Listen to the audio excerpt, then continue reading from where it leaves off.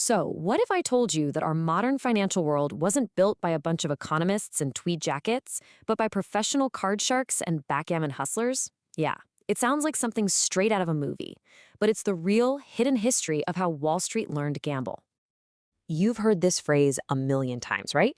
That our entire economy is just this fragile house of cards. But what if that wasn't just some metaphor? What if it was, literally true? Let's find out exactly how. Okay, so before a revolution can happen, there's usually a long, quiet period. And to really get how radical this change was, we first have to take a trip back to Wall Street's sleepy past, a world that was about to be completely blown apart. Before the 1970s, finance was, well, let's be honest, it was kind of boring. It was super stable, pretty simple, and not exactly a place for brainiacs. It was a classic old boys club where who you knew, whose dad you played golf with, mattered way more than what you knew, especially if what you knew was math. Just look at this contrast. It's like night and day. On the left, you've got the old Wall Street, predictable, stable, all built on handshakes and connections.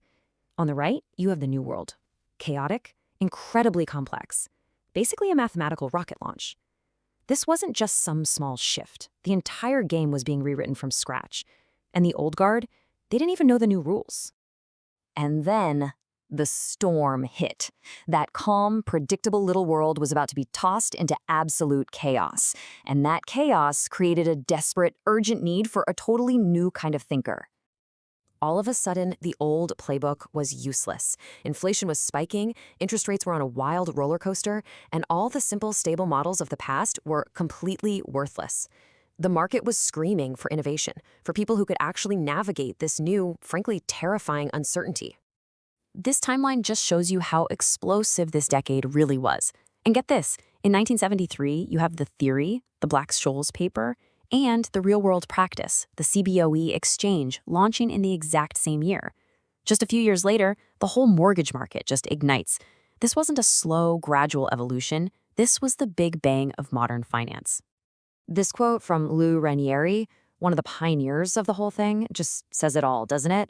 The very foundation of finance was shifting away from relationships and gut feelings and toward pure, hard mathematics. But this created a massive problem, a real chicken and egg situation. Wall Street needed these mathematical wizards like yesterday, but there weren't any quantitative finance programs at universities yet. So where on earth do you find people who are not only brilliant at calculating odds, but are also totally comfortable betting millions of dollars under insane pressure?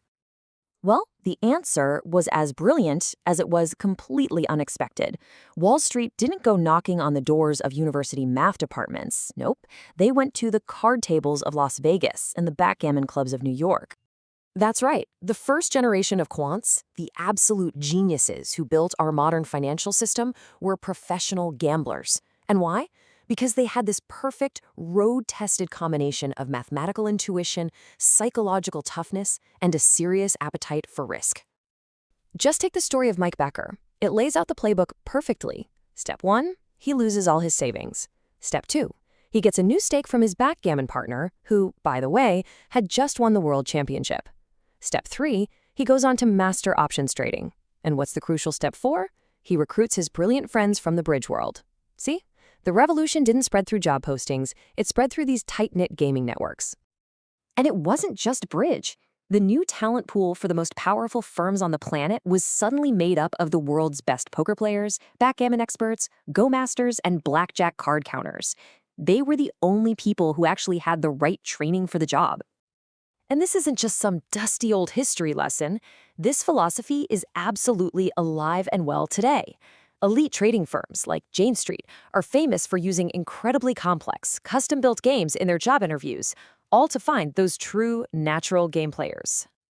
So what was it exactly that made these players so uniquely qualified? It wasn't just about being good at mental math. It was about a whole different way of looking at the world, a philosophy for making big decisions when everything's on the line.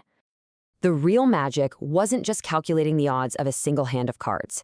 It was a mindset that was forged in the fire of dealing with what you might call radical uncertainty, a world full of unknowns. Let's break down the 3 big unknowns you find in both high-stakes games and financial markets. This slide lays it out perfectly. First, you've got concealed information, which you learn all about in poker. What cards is my opponent or the other trader holding? Then there's pure dumb luck or randomness, which you learn from blackjack. What unpredictable thing is going to happen next? And finally, the uncertain actions of other people, which you learn from chess. What is my opponent going to do? If you can master these three things in a game, you have the exact toolkit you need for the market. So let's just lock this in. What are those three big unknowns that a trader on Wall Street faces every single day, the same way a professional poker player does? Here they are. What do other traders know that I don't?